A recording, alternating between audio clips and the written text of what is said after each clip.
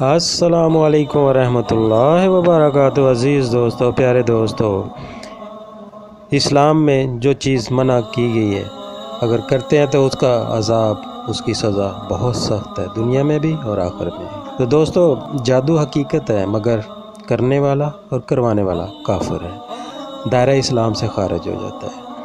اللہ تعالیٰ ہدایت عطا فرمائے۔ یہ جانتے ہوئے بھی، یہ سمجھ بوجھ رکھتے ہوئے بھی کہ جادو کرنے والا اور کروانے والا کافر ہو جاتا ہے، دائرہ اسلام سے خارج ہو جاتا ہے، اس کو دنیا میں بھی عذاب ہے اور آخرت میں بھی عذاب ہے، مگر پھر بھی لوگ ایسے گھٹیا اور غلیظ کام میں ملوث ہیں۔ تو اللہ تعالیٰ ان سب کو ہدایت عطا فرمائے، جتنا ہو سکے بچیں، کیونکہ جادو کسی کا فائدہ نہیں کر سکتا، یہ جادو نقصان ہی نقصان ہے۔ اگر آپ فائدے کے لیے کریں گے تو نقصان ہی ہوگا۔ یہ جادو اگر آپ محبت کے لیے کرتے ہیں، نفرت کے لیے کرتے ہیں، دشمنی کے لیے کرتے ہیں، کسی چیز کے لیے کرتے ہیں تو یہ فائدہ مند نہیں ہے۔ یہ جس کے لیے کیا وہ قبر میں تو جائے گا اس کو فائدہ کوئی بھی نہیں ہوگا۔ اگر محبت کے لیے کیا ہے تو وہ اتنا پاگل ہو جائے گا، وہ اتنا اذیت ناک اس کے لیے یہ جادو ہو جائے گا کہ وہ قبر میں چلا جاتا ہے۔ تو یہ جادو کرنا کروانا نقصان دہ ہے، کرنے والا بھی کافر اور کروانے والا بھی کافر۔ کیا رسول اللہ صلی اللہ علیہ وآلہ وسلم کو جادو ہوا تھا؟ متعدد علماء سے روایت ہے کہ یہودیوں نے ایک جادوگر لبید بن علسم کے ساتھ یہ معاملہ کر لیا کہ وہ رسول اللہ صلی اللہ علیہ وآلہ وسلم پہ جادو کرے اور اس کے بدلے اسے 3 دینار دیے جائیں گے۔ چنانچہ اس بدبخت نے یہ کام اس طرح کیا کہ ایک چھوٹی سی لڑکی کے ذریعے جو آپ رسول اللہ صلی اللہ علیہ وآلہ وسلم کے گھر میں آتی تھی، آپ صلی اللہ علیہ وآلہ وسلم کے چند بال منگوائے اور ان پہ جادو کر کے ایک جگہ رکھ دی۔ اس واقعے سے متعلق مختلف روایات کو جمع کیا جائے تو معلوم ہوتا ہے کہ وہ جادو آپ رسول اللہ صلی اللہ علیہ وآلہ وسلم کو امہات المومنین کے پاس جانے سے روکنے کے لیے۔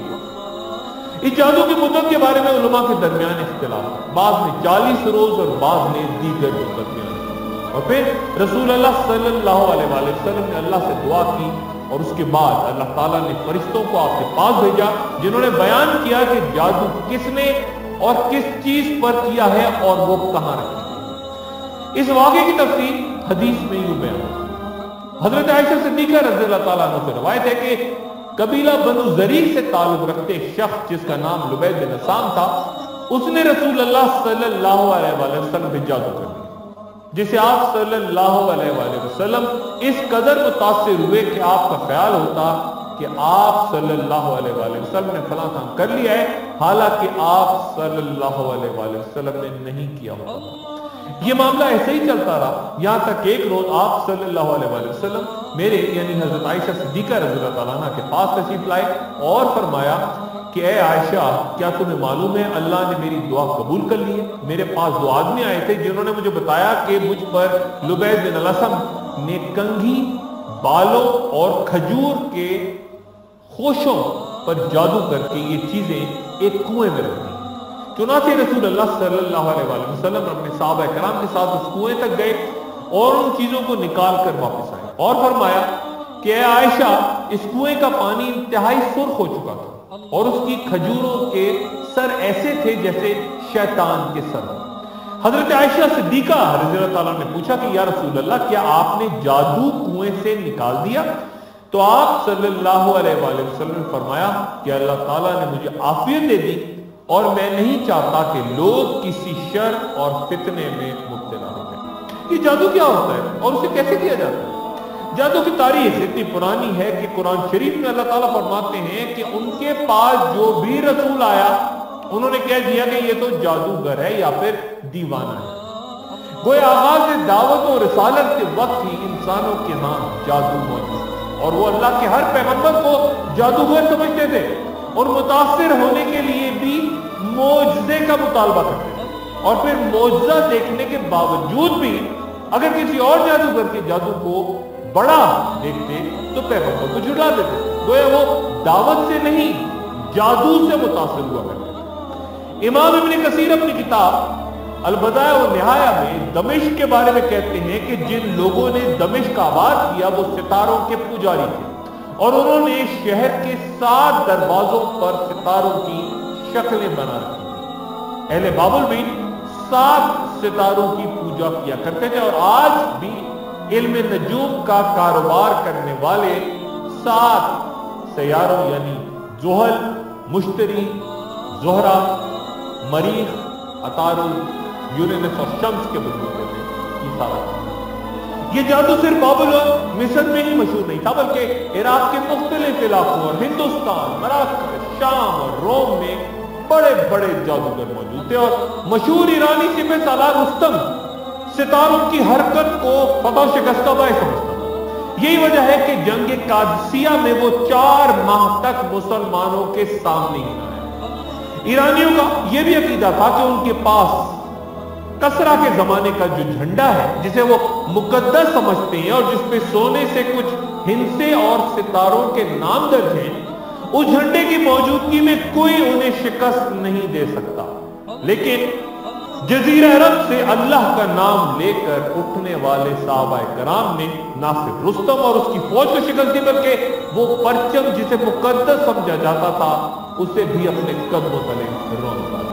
क्योंकि आखिरी ज़माने में जादू और जादू करने वाली शख्सियत इंतहाई अहमियत इख्तियार कर गई। जादू के लिए अरबी जबान में लफ्ज़ सहर इस्तेमाल होता है और लिसान अरब के मुताबिक अरबों ने जादू का नाम सहर इसलिए रखा कि ये तंदुरुस्ती को बीमारी में तो बदल सकता है, लेकिन बीमारी को तंदुरुस्ती में नहीं। जबकि अल-अज़हरी तहजीब और लुगाह में कहते हैं कि सहर या जादू दरअसल किसी चीज को उसकी हकीकत से फेर देने का नाम है। यानी साहिर या जादूगर जब बातिल को हक बना के सामने लाता है तो गोया उसे हकीकत से फेर देता है।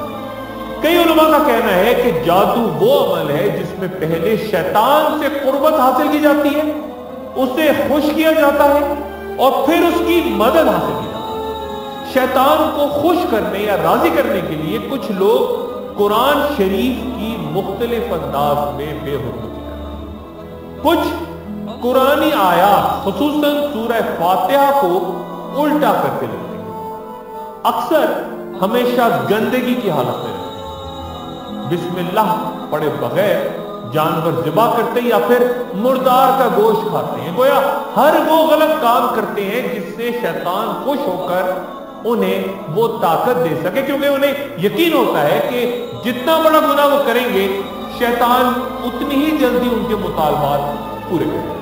और अगर वो किसी मरहले पे शैतान के बताए हुए गलत कामों को बजा लाने में कोताही करते हैं तो शैतान भी उनकी खिदमत से रुक जाता है। कुरान शरीफ की सूरह फलक, आप कह दीजिए कि सुबह के रब की पनाह में आता हूं और अंधेरी रात के शर से जब उसका अंधेरा फैल जाए और गिराह लगाकर उस पर फूंकने वालियों के शर से और हसद करने वाले की बुराई से भी जब वो हसद करे। मुफस्सिरीन का इजमा है कि यहां उन जादू करने वाली औरतों का जिक्र है जो कि धागों की गिरहें बनाकर उन पर दम करती और थूकती। फिर इस मकाम पर अल्लाह ताला फरमाते हैं कि और मूसा ने कहा कि तुम सच बात को जब वो तुम्हारे पास आई जादू कहते हो, भला ये कोई जादू है और जादूगर तो कभी कामयाब नहीं होते। और फिर एक और मकाम पे इरशाद बारी ताला, जब उन्होंने अपनी लाठियां डाली तो मूसा ने कहा ये जो तुम लेकर आए हो वो तो जादू है, बेशक अल्लाह उसको बातिल कर देगा, क्योंकि अल्लाह शरीर लोगों का काम बनने नहीं देता और अपनी बातों से अल्लाह हक को हक करके दिखाएगा, अगरचा नाफरमान लोग बुरा मानेंगे। गोया जादू हकीकत है लेकिन करने वाला काफिर। तो दोस्तों, जादू करने वाला और करवाने वाला काफिर है, कुफर के ज़ुमरे में आते हैं, दायरा इस्लाम से खारिज हो जाते हैं। अल्लाह ताला इनको हदायत अता फरमाए, इनको सीधा रास्ता अल्लाह ताला दिखाए, क्योंकि ये बहुत बुरी चीज़ है जिसमें ये मुलव्वस है। अल्लाह ताला इनको इस दलदल से निजात अता फरमाए। दोस्तों, मुझे अपनी दुआ में याद रखिएगा। अल्लाह हाफिज़। हमारी वीडियो पसंद आए तो लाइक, शेयर और सब्सक्राइब ज़रूर करें।